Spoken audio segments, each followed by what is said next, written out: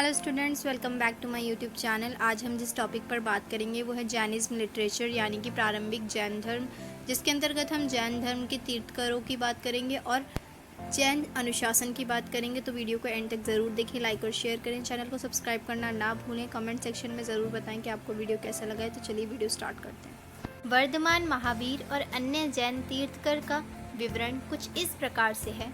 बौद्ध और महावीर लगभग समकालीन थे और उनकी शिक्षाओं में बहुत सारी समानताएं भी हैं। दोनों ने वैद ज्ञान को सर्वोच्च स्रोत के रूप में नहीं स्वीकार किया। दोनों के निरीश्वरवादी सिद्धांत थे।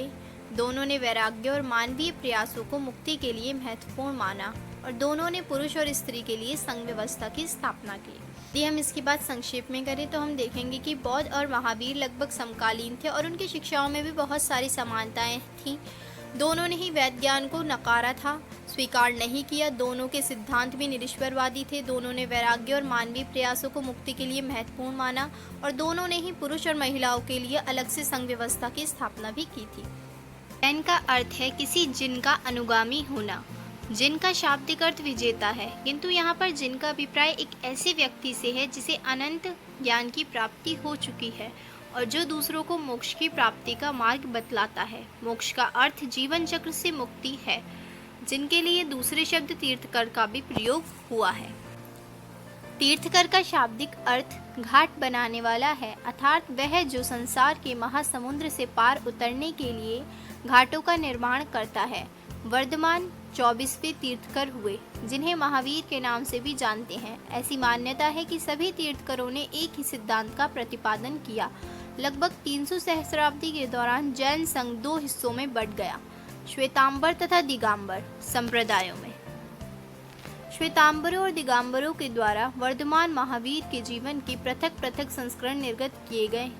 महावीर के जीवन चरित्र के इन धार्मिक संस्करणों में से महावीर के जीवन से जुड़ी ऐतिहासिकता सामग्री को निकालना कठिन है। आचार रंग सूत्र में वर्णन किया गया है कि वर्धमान के माता पिता जैन पार्श्वनाथ के अनुयायी थे। श्वेतांबरों का मानना है कि वर्धमान ने यशोदा से विवाह कर गृहस्थ जीवन में प्रवेश किया और प्रियदर्शना नाम की उनकी एक बेटी थी, जबकि दिगंबरों के अनुसार उन्होंने कभी विवाह ही नहीं किया। ऐसी मान्यता है कि वर्धमान ने 30 वर्ष की उम्र में सांसारिक जीवन का परित्याग कर दिया, जबकि श्वेतांबरों के अनुसार उन्होंने अपने माता पिता की मृत्यु के पश्चात ऐसा किया। यदि हम इसकी संक्षेप में बात करें तो हम देखेंगे कि लगभग 300 सहस्राब्दी में जैन संघ दो भागों में विभाजित हो गया, एक श्वेतांबर और दूसरा दिगंबर। इसकी मान्यताएं भी भिन्न भिन्न हैं। श्वेतांबरों का मानना है कि वर्धमान ने यशोदा से विवाह कर गृहस्थ जीवन में प्रवेश किया और प्रियदर्शना नाम की उनकी एक बेटी थी, जबकि दिगंबरों के अनुसार उन्होंने कभी विवाह किया ही नहीं। ऐसी मान्यता है कि वर्धमान ने 30 वर्ष की उम्र में सांसारिक जीवन का परित्याग कर दिया, जबकि श्वेतांबरों के अनुसार उन्होंने अपने माता पिता की मृत्यु के पश्चात ऐसा किया। दिगंबर ये मानते हैं कि ऐसा उन्होंने अपने माता पिता के जीवन रहते हुए उनकी अनुमति के बाद किया। दिगंबर परंपरा के अनुसार महावीर ने ज्ञान प्राप्ति के साथ ही भूख, प्यास, निद्रा, भय और व्याधि जैसी मानवीय अस्तित्व से जुड़ी सामान्य त्रुटियों से मुक्ति पा ली। इसके बाद सांसारिक क्रियाकलापों से मुक्त होकर पद्मासन की मुद्रा में देवताओं के द्वारा निर्मित एक सभागार में स्थायी रूप से बैठ गए। उनके शरीर से एक दिव्य ध्वनि का प्रसारण होने लगा, जिसे देवताओं, दिव्य आत्माओं, मनुष्य तथा पशुओं ने ध्यान पूर्वक सुना। उनकी शिक्षाओं के प्रचार प्रसार का दायित्व मुख्य शिष्यों को सौंपा गया। दोनों परंपराओं के अनुसार उनकी मृत्यु पावा में 72 वर्ष की आयु में हुई, जिसके बाद वे सिद्ध हो गए, अर्थात शरीर से स्थायी रूप से मुक्ति प्राप्त कर ली। जिस प्रकार जैन अनुशासन से पहले हमने जैन तीर्थंकरों की बात की थी, उसी प्रकार से हम जैन अनुशासन की भी बात करेंगे, जो कि कुछ इस प्रकार से हैं। सम्यक दर्शन, सम्यक ज्ञान और सम्यक चरित्र जैन धर्म के त्रिरत्न कहे गए हैं। जैन भिक्षु भिक्षुणियों के 5 व्रत हैं। एक अहिंसा, दूसरा सत्य, तीसरा अस्तेय, चौथा ब्रह्मचर्य और 5वां अपरिग्रह, संग्रह नहीं करना।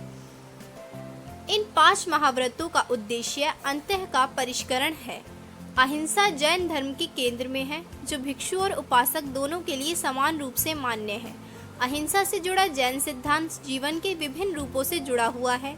जैन संकल्पना के सह विस्तृत जैन दर्शन में देव, मनुष्य, नरकी, पेड़ पौधे व जीव जंतु अस्तित्व के इन 4 रूपों को स्वीकार करता है। किसी जीव के प्रति हिंसा को 2 दृष्टिकोण से पतनोन्मुखी बतलाया गया है। एक उनको पीड़ा जिन पर हिंसा की जाती है, दूसरा उनको हानि होती है जो हिंसा करते हैं। जैन संकल्पना में हिंसा का तात्पर्य केवल हिंसक कर्म से नहीं है, बल्कि हिंसा के मनोभावों अथवा उद्देश्यों को भी हिंसा की ही श्रेणी में रखा गया है। हिंसा के कारण जो हिंसक उन्माद और प्रवृत्ति पैदा होती है, वह मोक्ष की प्राप्ति के समक्ष एक बड़ी बाधा है। इसीलिए जैनों के आहार संबंधी नियमों में कठोर शाकाहारिता पर अधिक बल दिया गया है।